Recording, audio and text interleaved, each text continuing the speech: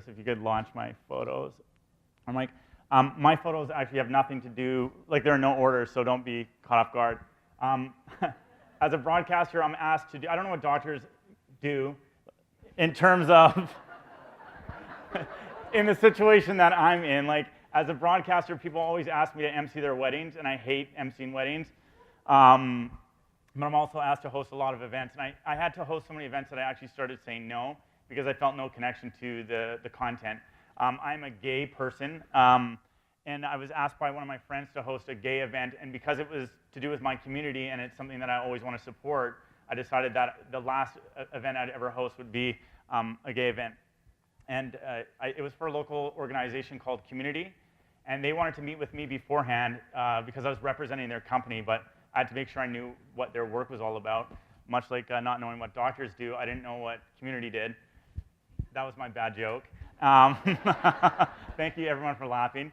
Some of their work, they work with gay seniors, and they do a lot of facilitating with them, but the one thing that really kind of caught me off guard is they said that gay LGBTQ seniors, so gay seniors, were going back into the closet. And I'd never in my life as a gay person thought that was even a thing, because for me, one of the most life-defining moments for me was coming out to my family. I came out at 28, so it was kind of like a long journey of like self-hatred, internalized homophobia. But then when you get to the point of coming out to your family, you're at a point where you're so okay with yourself, you're ready to be rejected by all of your family, all of your friends, and it's kind of liberating in a sense. But to think that people would have to go back into the closet after finally coming to terms with who they are as a person horrified me. And for me, these are all LGBTQ people in the community. I'll get to them shortly. But for me, a lot of these people came out in the 60s, or maybe the 70s or 80s, where it was harder and less accepting to be gay. And I feel like the ignorance that they endured, the life that they had to face back in that time was nothing like what I had to face. Like, I feel like I got off scot-free as a gay person. Like, I feel comfortable being here right now in front of you guys, I believe, because of the hard work that these people did. They were the real trailblazers. And for me, when you're at the end of your life, I feel like you should have the right, no matter who you are, to be happy, and to go back in the closet killed me. So I created a project called the March Sweater. And the March Sweater is to build awareness mostly, and it includes an art exhibit, a film, and a fundraising sweater. And for the art exhibit, we shot portraits. So these are some of the portraits that we're going to be showing of LGBTQ seniors. And we also did an interview series where, rather than concentrating on sexuality and orientation or even gender identity, we talked about life, love, and the wisdom that comes with growing older. And that can make me cry, because I think the thing that's so wonderful about age is it's something that every single person in this room, every single human on the planet will encounter. It's what bonds us and connects us all. We're all growing older. Newsflash for everyone. Also another bad joke, but you laugh. Thank you. I actually looked up doctor jokes on Google last night. I'm super stoked I didn't bring any of them to the table. So the experience of aging is what we all have in common. Peter and Vincent was a couple that I met. They've been together for 30 years, and they're together looking after their 95-year-old mom. And Peter actually told me that his mom likes his partner better, and I thought that was so adorable. And on a not so lighthearted point, I asked Peter, can you see where you might be when you're your mom's age? And he said no, and especially if his partner wasn't with him. And he said he'd prefer to go to physician-assisted dying rather than going into a care home. It was just something that just wasn't in his mind. I met with Chris, who is a 71-year-old, and her partner is 80 with dementia. And what really struck out for me about them is they met together in Argentina during Pinochet's reign as nuns, and they found each other, moved to Canada, and they've been together for 35 years.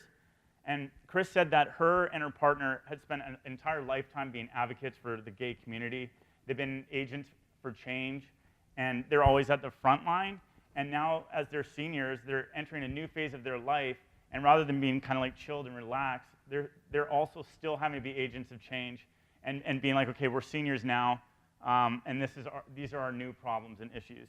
So I saw that as an opportunity for me to maybe help and give back to a community that I feel trailblazed for me. And And sorry, back to Chris and her partner, they just said it was so exhausting to always have to be at the front. And I'm sure many people in this room know what it's like to always be the advocate or always be at the front line. And sometimes you just want to maybe not give up, but have somebody else lift some of the weight. So that's where that's Chris here. So I just thought it would be nice if I could be that person for these seniors. Just raise awareness and support them back. Because for seniors, they have a fear of moving from independent living into assisted living and residential care. And I think it's probably something we've all thought about, what happens when I'm alone or older or in that situation. And for gay seniors, there's a lot of added levels of fear, like not being accepted by the staff and other seniors, even in the community. You might re-encounter bigots or people that aren't into gay people, which is a bad idea because gay people are awesome. I met Donna. She's not in the pictures because she's a 7-year-old trans woman, and she's actually just recently come out of the closet. She did that in her 60s. And she says when she visits hospitals, she only recalls one time being asked her gender identity.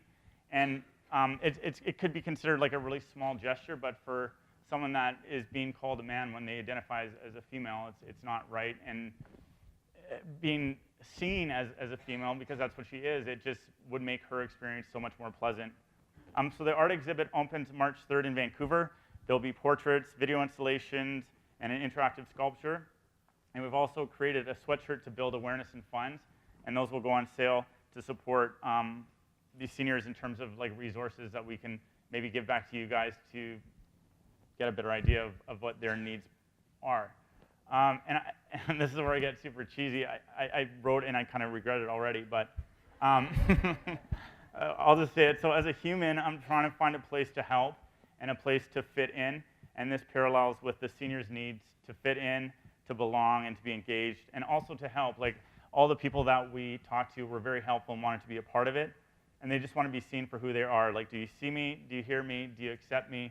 And I'm standing here telling you what I've done, but selfishly, I feel like I've gained the most.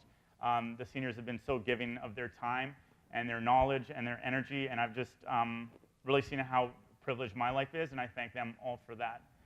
With that being said, my dream for healthcare would be culturally competent care for all, including LGBTQ seniors. Thank you.